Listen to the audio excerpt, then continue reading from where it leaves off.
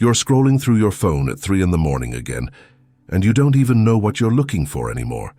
Your thumb moves mechanically, image after image, video after video, and nothing lands. Nothing sticks. It's like you're searching for something to make you feel alive, to make you feel anything at all.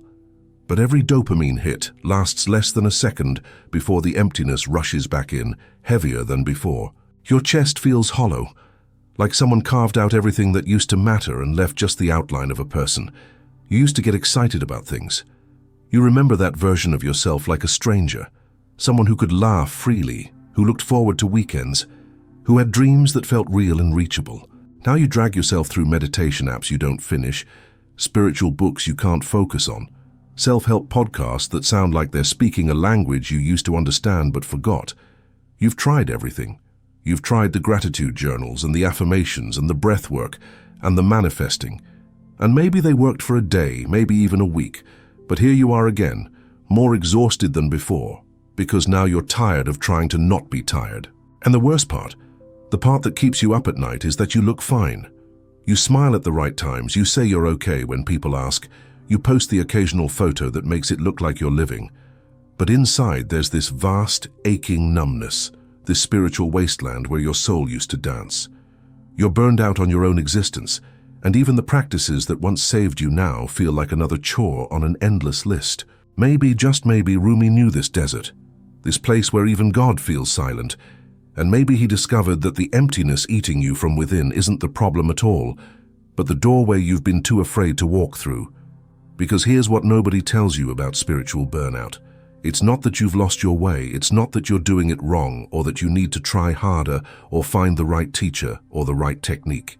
The exhaustion you feel, this bone-deep weariness with all of it, with the seeking and the striving and the endless attempt to become someone more enlightened, more awakened, more whole, this isn't failure. This is exactly where Rumi said the real journey begins. When you're so tired of performing spirituality that you can't even pretend anymore, when you're so exhausted with trying to fix yourself that you finally stop, that's not the end. That's the threshold. But we've been sold a version of spirituality that looks like endless light and constant bliss and perpetual growth. And nobody prepared you for this, for the moment when your soul simply refuses to perform anymore, when even prayer feels like pushing a boulder uphill, when meditation becomes another thing you're failing at instead of a refuge. You sit down to meditate and your mind won't quiet, or worse, it does quiet, and you feel absolutely nothing, no peace, no presence, just a vast grey nothing that makes you wonder if you ever felt anything real at all, or if you were just convincing yourself all along. Rumi spent years as a conventional religious scholar, teaching, performing, doing everything right according to the books and the traditions.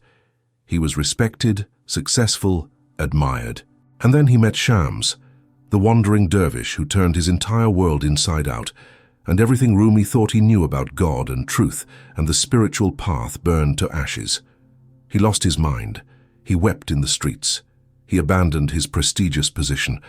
He spun in circles like a madman, and his students, the people who loved the old Rumi, the respectable one, they were horrified. They thought he'd lost his way. They thought he'd been destroyed.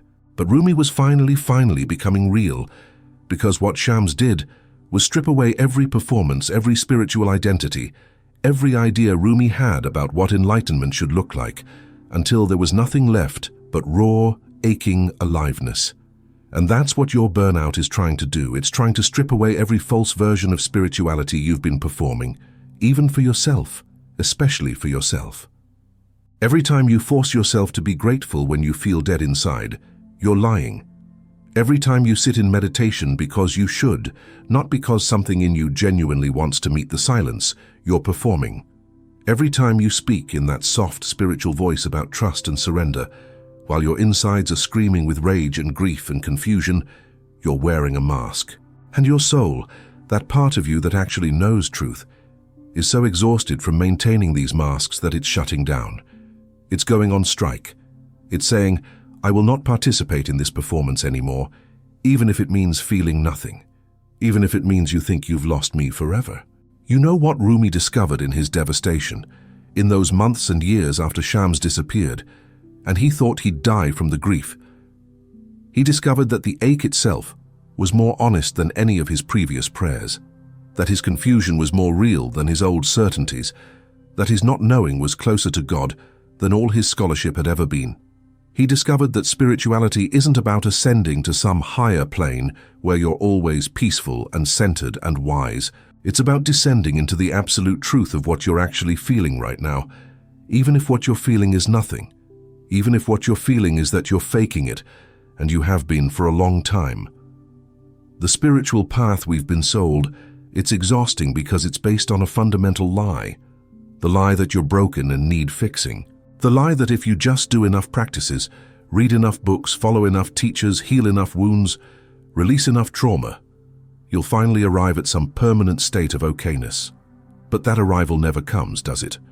There's always another layer to heal, another shadow to integrate, another chakra to balance, another limiting belief to reprogram. It's endless, and your burnout is your soul's way of saying, enough. I'm done climbing this ladder that has no top. I'm done trying to become someone other than who I am right now. I'm done pretending that I should feel different than I do. The emptiness that's eating you from within, let me tell you what it actually is. It's not depression, though it might feel like it. It's not spiritual failure, though that's what you've been calling it. It's the space that opens up when you finally stop filling every moment with some attempt to be better, to feel better, to become better. It's what happens when all the noise stops, and you're left with just the raw fact of your existence without any story about what that existence should mean or feel like. And yes, it's terrifying. Yes, it feels like dying. Because in a way, it is. It's the death of the spiritual seeker, the one who was always chasing the next experience, the next insight, the next level of consciousness. That seeker is burning out because seeking itself has become another addiction, another way to avoid being exactly here, exactly this, exactly you, without any enhancement or improvement or modification. Rumi talked about the tavern, that mystical space where all the respectable spiritual people refuse to go because it's messy and uncontrolled, and nothing like the pristine temple they think spirituality should look like. The tavern is where the real drunks gather, not drunk on wine but on truth, on the overwhelming reality of existence itself without any buffer. And to get to the tavern, you have to stop being respectable. You have to stop doing it right. You have to stop trying to be the good spiritual student who's making progress and following the path. When you can't feel anything in meditation anymore, when prayers feel like words bouncing off a ceiling, when every spiritual practice feels hollow and performative, you're standing at the door of the tavern, but you keep turning away because you think something's wrong. You think you've lost it. You think you need to get back to how it used to feel. But what if you've actually outgrown the beginner's enthusiasm, the spiritual honeymoon phase, and now you're being asked to go deeper, into a place where there's no high, no special feeling, no reward for showing up except the brutal honesty of showing up anyway?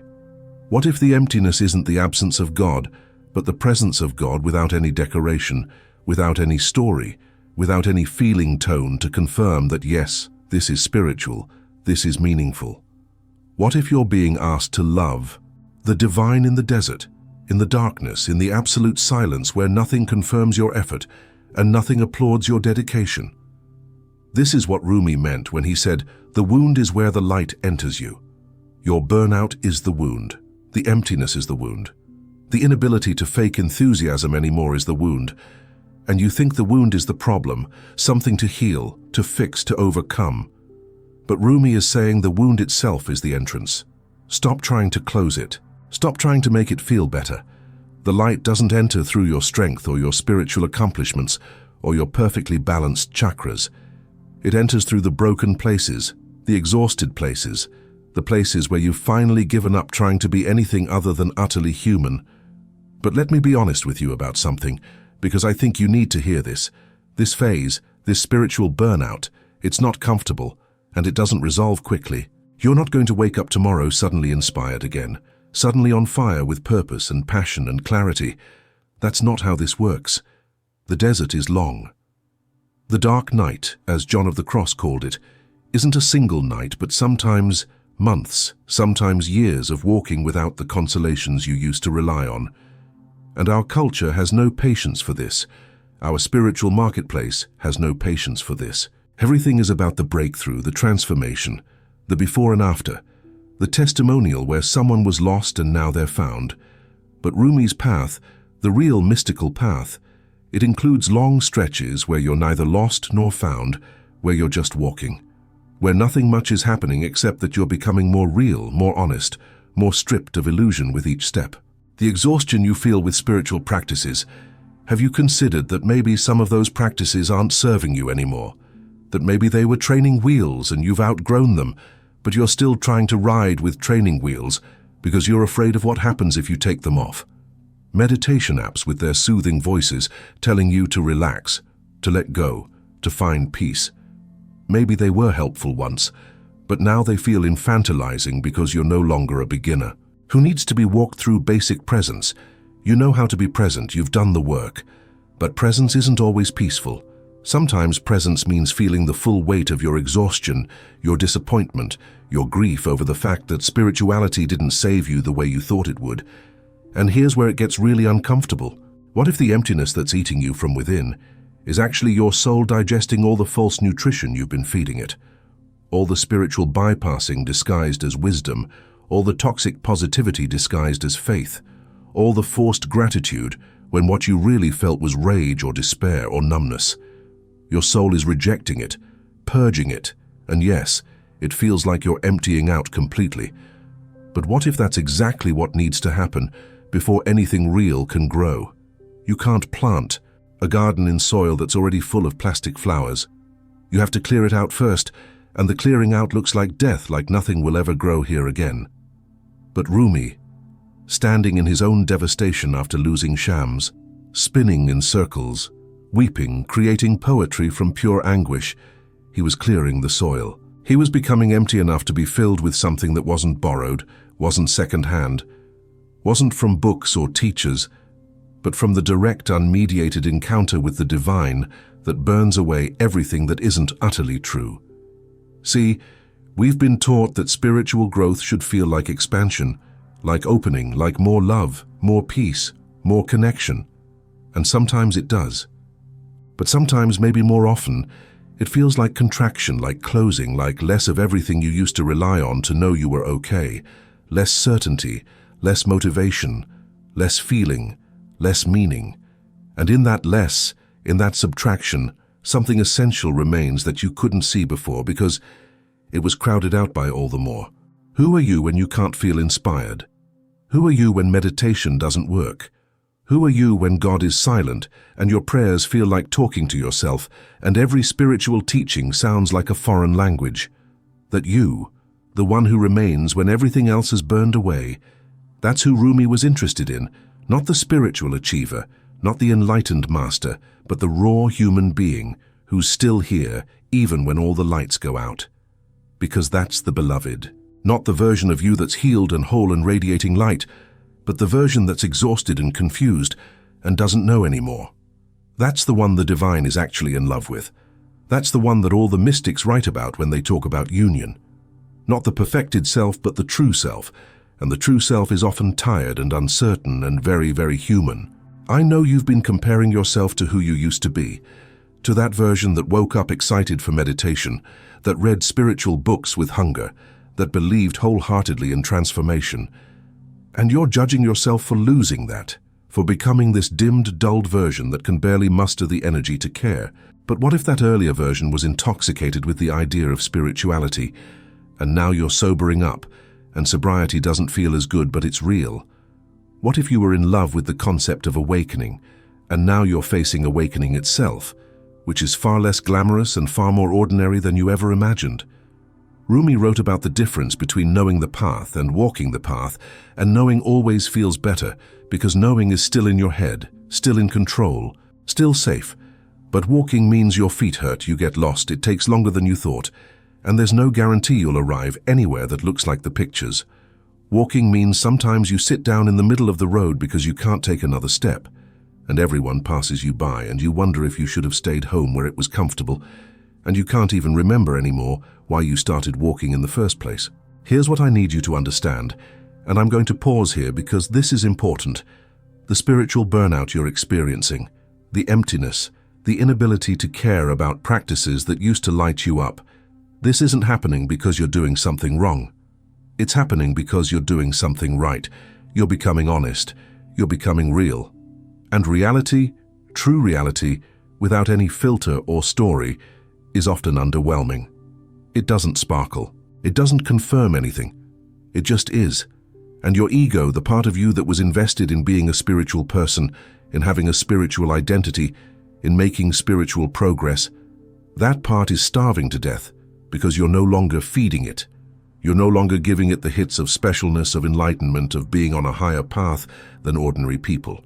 And it's fighting back by making you think something's terribly wrong, by making you feel dead inside, by making you believe you've lost your way. But you haven't lost your way. You've lost your investment in looking like you're on a way. There's a difference.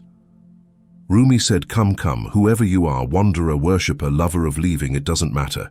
Ours is not a caravan of despair.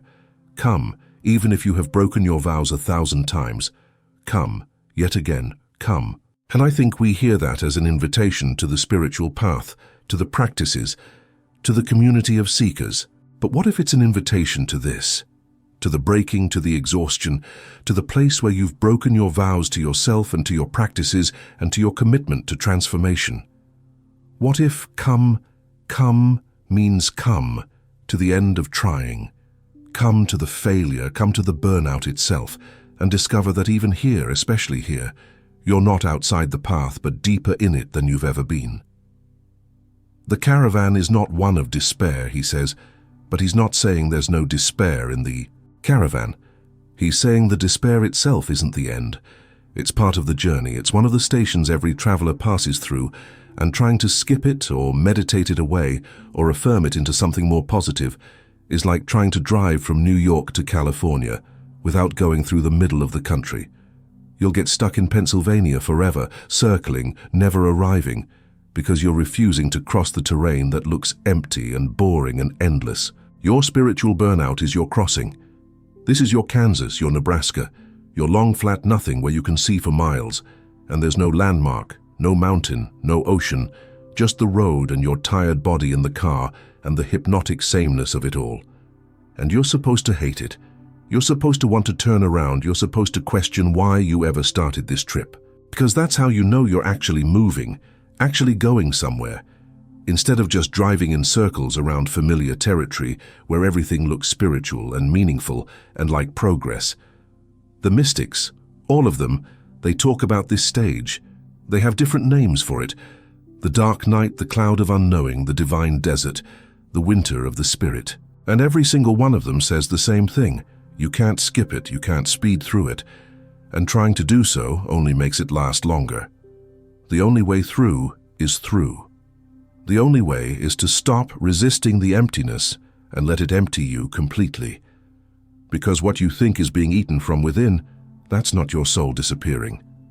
That's every false idea you had about who you should be, how you should feel, what spirituality should look like, being dissolved. And dissolution feels like death because to the ego it is death, but to the soul it's preparation.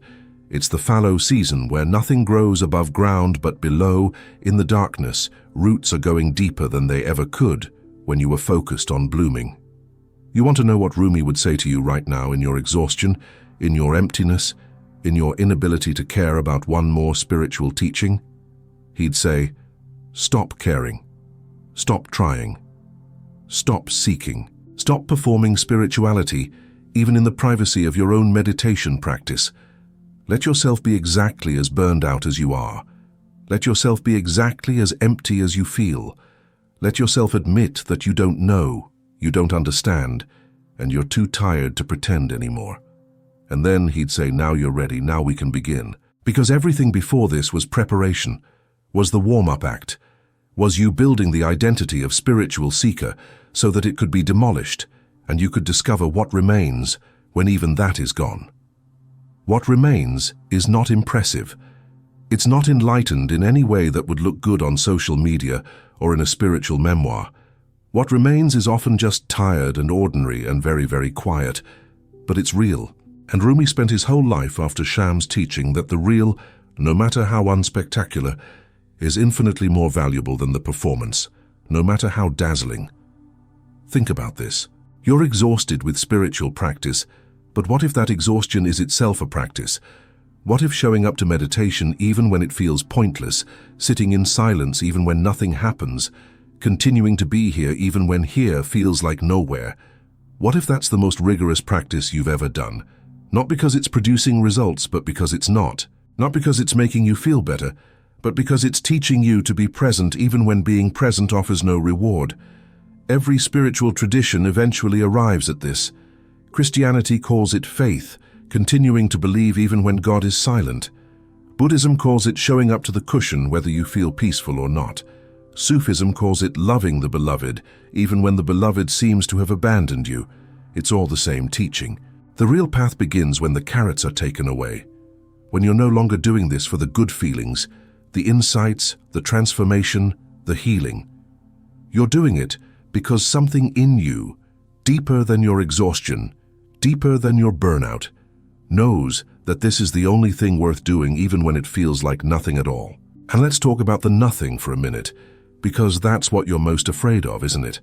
That the emptiness isn't temporary, that it's not a phase, that this is just who you are now, permanently dimmed, permanently disconnected, permanently going through the motions of a life that once meant something but doesn't anymore. That fear, it's keeping you in resistance. It's keeping you trying to fix the burnout instead of listening to what it's telling you. What if the nothing isn't absence but presence without decoration? What if it's God without the feeling of God, truth without the confirmation of truth, love without the emotional experience of love? We've been conditioned to think that if we're not feeling something, nothing's happening. But Rumi knew that the deepest transformations happen in the dark, in the void, in the place where there's no feedback loop, telling you that, yes, you're getting somewhere, yes, this is working. Seeds don't grow in the light. They grow buried in dirt, in darkness, in what looks like death. And you have no idea what's growing in you right now because it's happening in the dark. All you can see is the surface, the wilted, burned out, exhausted surface, and you're judging the whole garden by that. What if I told you that some of the people who write to me, who comment on these videos, who seem to have found some peace, some clarity, many of them are in the exact same place you are, burned out, faking it, showing up to their spiritual practice with gritted teeth or not showing up at all.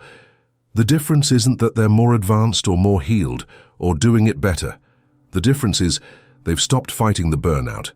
They've made peace with the emptiness. They've accepted that this is the season they're in, and fighting it just makes it worse.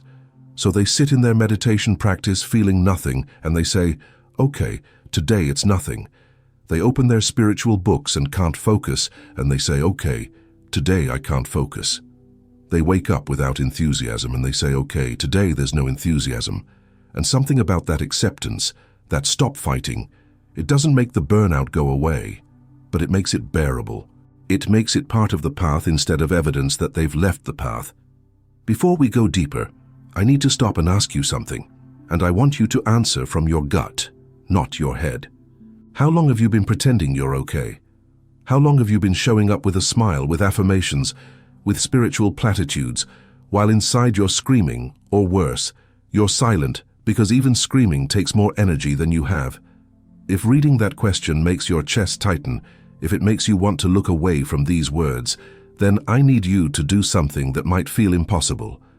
I need you to write in the comments just 4 words. Eu também carrego isso. I also carry this. That's it. You don't have to explain, you don't have to justify, you don't have to tell your story unless you want to. But what I know from doing this for years is that spiritual burnout thrives in isolation. It thrives when you think you're the only one who's lost the spark, the only one who's faking it, the only one who looks at spiritual teachings now with exhaustion instead of excitement. And the moment you admit it, even anonymously to strangers in a comment section, something shifts. Not because admitting it fixes anything, but because you stop holding it alone.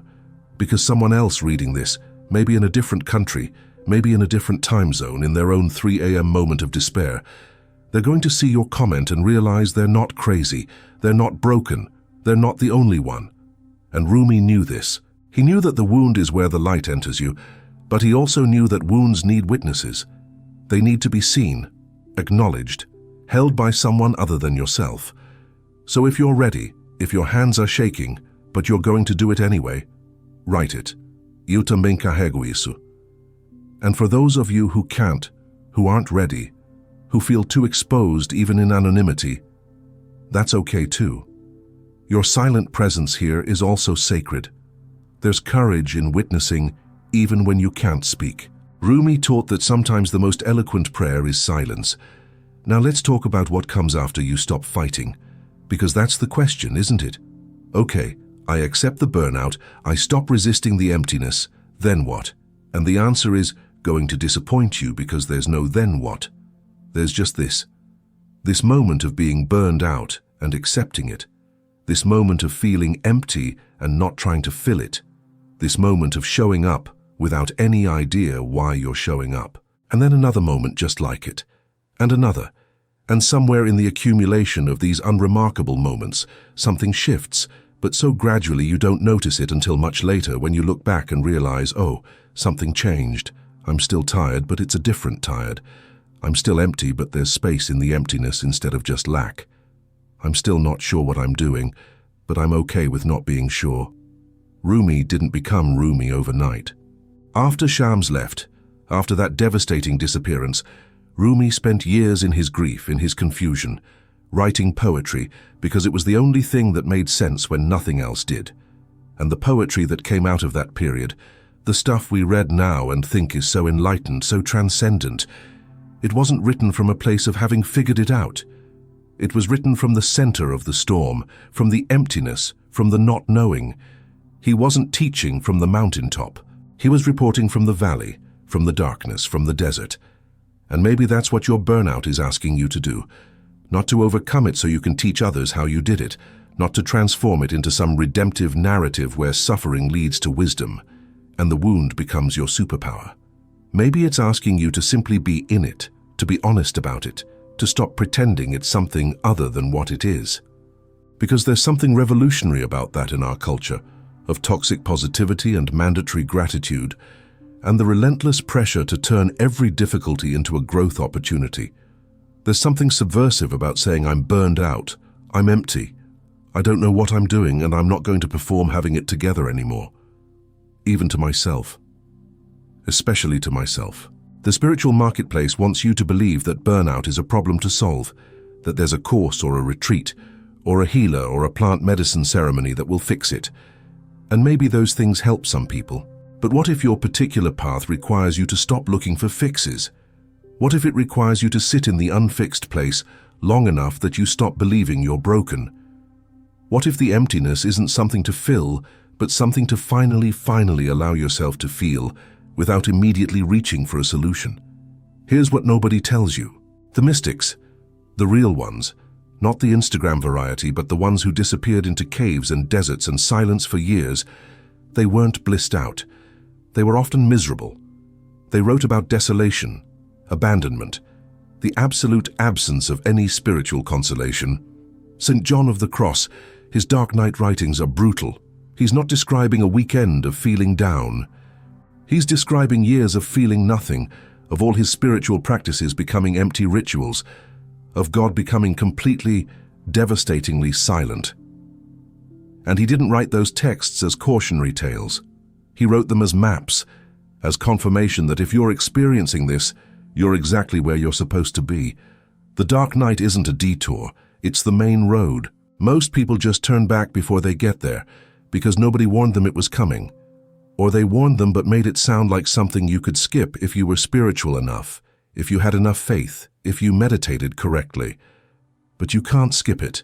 You can delay it by staying busy with spiritual activities, by constantly seeking new teachers and techniques, by convincing yourself that the next thing will be the thing that finally makes you feel alive again. But eventually, if you're serious about this, if you're actually interested in truth and not just in feeling better, the burnout comes, the emptiness comes, and it stays until you stop trying to make it leave. It stays until you stop seeing it as the enemy and start recognizing it as the teacher you didn't ask for but desperately need. Because what it's teaching you is that you can't manufacture meaning. You can't force yourself to care. You can't think your way into feeling inspired. All the things you've been trying to do, All the spiritual gymnastics you've been performing, they don't work. And that's not a failure. That's the lesson. They were never supposed to work. They were supposed to exhaust you to the point where you finally give up trying and discover what's here when you're not trying. What's here when you're not trying is often very quiet, very ordinary, very unimpressive. It's you, breathing. It's you, aware that you're breathing. It's you existing without any particular reason or purpose or meaning, just existing because here you are. Existing. And the ego hates this because there's nothing to achieve, nothing to become, nothing to transcend. There's just this basic fact of being alive, being conscious, being here. And if you can sit with that, if you can let that be enough even when it feels like nothing, even when it seems pointless, even when you're bored out of your mind and wondering why you're wasting your time, something starts to happen. Not fireworks, not enlightenment, not any kind of spiritual experience you could describe to someone else, just a very subtle sense of okayness that doesn't depend on anything external, doesn't depend on how you feel, doesn't depend on whether you're making progress or regressing or stuck. It's an okayness that's there even in the burnout, even in the emptiness, even in the total absence of anything resembling spiritual attainment. And Rumi would tell you that this okayness, this capacity to be with what is without needing it to be different, this is closer to the divine than any ecstatic experience, any mystical vision, any moment of profound insight. Because those peak experiences, they come and go. They're beautiful when they happen, but you can't live there. You can't stay in the ecstasy. Eventually you come down, and then what? Then you're back to ordinary reality, except now you're comparing it to the peak and finding it lacking. But this okayness, this willingness to be with the mundane, the boring, the burned out, this you can live in. This is sustainable. This doesn't require special circumstances or altered states or perfect conditions. This is just being human, being tired, being uncertain, and somehow, mysteriously, being okay with all of that. You know what I think is happening in your burnout? I think you're becoming disillusioned, and that's a good thing. Disillusionment means losing your illusions, and you had a lot of illusions about spirituality. You thought it would save you from being human. You thought it would elevate you above the messiness of ordinary life. You thought if you did it right, you'd reach some permanent state of peace and clarity where nothing could touch you anymore. But spirituality isn't an escape from being human. It's a deepening into it.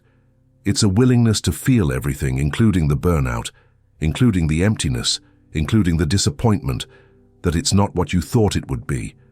And losing those illusions, it feels like losing everything, it feels like failure. But it's actually the beginning of something real, something that doesn't promise to make you special or enlightened or better than you were, but promises to make you honest, to make you present, to make you capable of being with life as it actually is, instead of as you wish it were.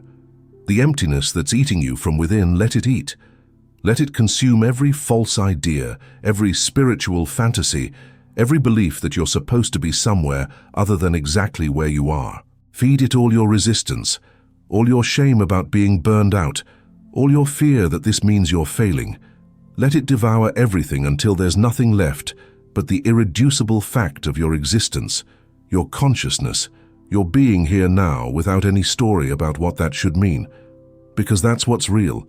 Everything else is decoration, and you've been decorated so long with spiritual concepts and practices and identities that you forgot what you look like undecorated. The burnout is stripping you down. It's not gentle about it, it's not kind, but it's thorough.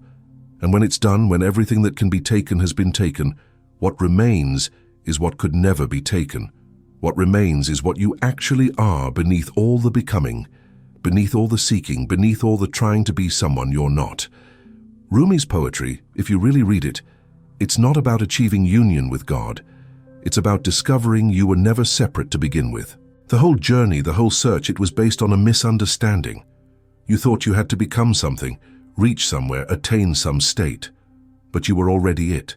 You were already here. You were already home. And the burnout is your soul's exhausted way of saying, I can't keep pretending we're on a journey to somewhere else when we're already here. I can't keep seeking what we already are. I can't keep performing spirituality when the truth is simpler and more ordinary than any performance could capture. So it stops. It strikes. It refuses to participate in the charade anymore. And you experience that as emptiness, as loss, as something being terribly wrong.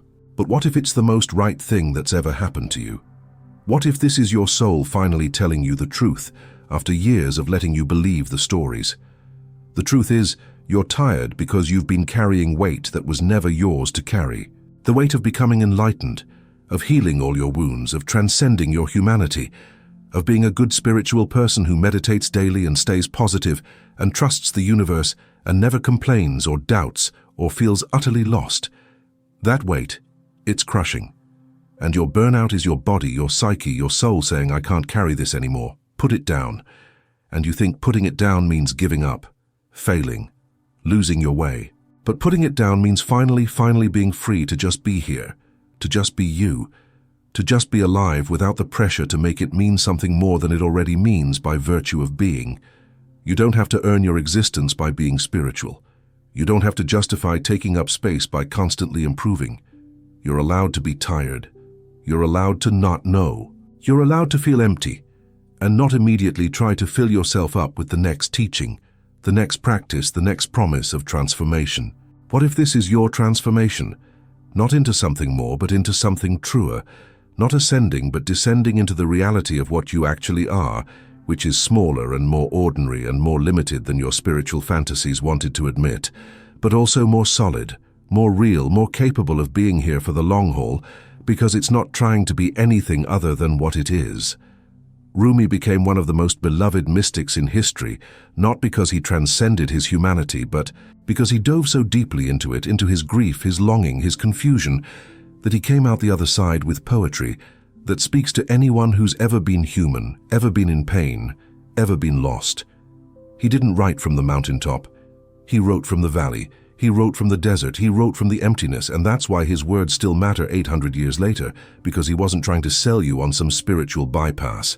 He was showing you that the path goes through the difficulty, through the darkness, through the times when nothing makes sense, and you can't feel anything and you wonder why you're even trying. That's the path. That's always been the path.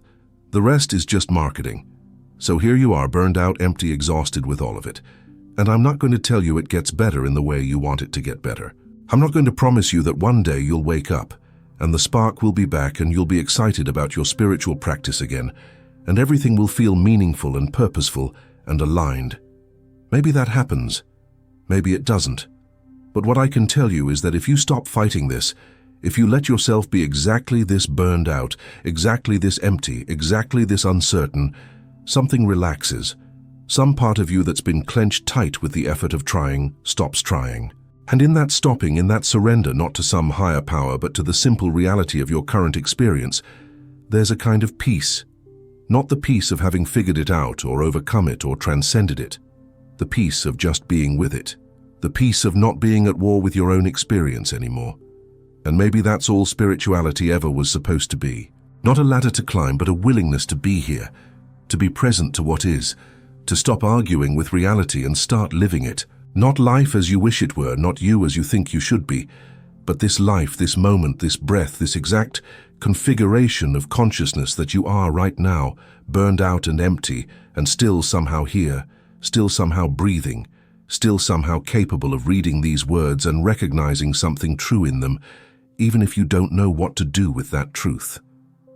Rumi would say, don't do anything with it. Don't make it into another project, another practice, another thing to achieve. Just let it be. Let yourself be, let the emptiness be, let the burnout be. Stop trying to transform it, and let it transform you by teaching you that you don't need transforming. You just need to stop pretending, stop performing, stop trying so hard to be someone you're not. And who are you when you're not trying? You're tired, you're uncertain, you're here. And here is holy, not because it feels good, but because it's real. And real, Rumi would tell you, real is the only prayer worth saying. If these words found you in your emptiness, if you recognize yourself in this desert we've been walking through together, maybe you're meant to keep walking with us. This channel isn't about quick fixes or spiritual highs, or pretending that any of this is easier than it is. Week after week, we sit with Rumi's teachings not as theory, but as medicine for the actual wounds we carry, as companions for the actual loneliness we feel, as mirrors for the actual humanity we're all trying to accept. When you subscribe, you're not just clicking a button. You're choosing to keep showing up even when showing up offers no guarantee of feeling better, only the guarantee of being met exactly where you are. You're joining thousands of others who are tired of performing spirituality and hungry for something true. Even if that truth is just that, we're all burned out together, we're all carrying emptiness together, and together, that emptiness somehow becomes more bearable. So if you want this as your weekly refuge, your reminder that you're not alone in your not knowing, subscribe. Not because you should, but because somewhere in you, beneath the exhaustion, something recognizes this as home. Rumi will be here, and so will I, waiting in the desert with anyone brave enough or desperate enough or simply tired enough to stop running and finally rest.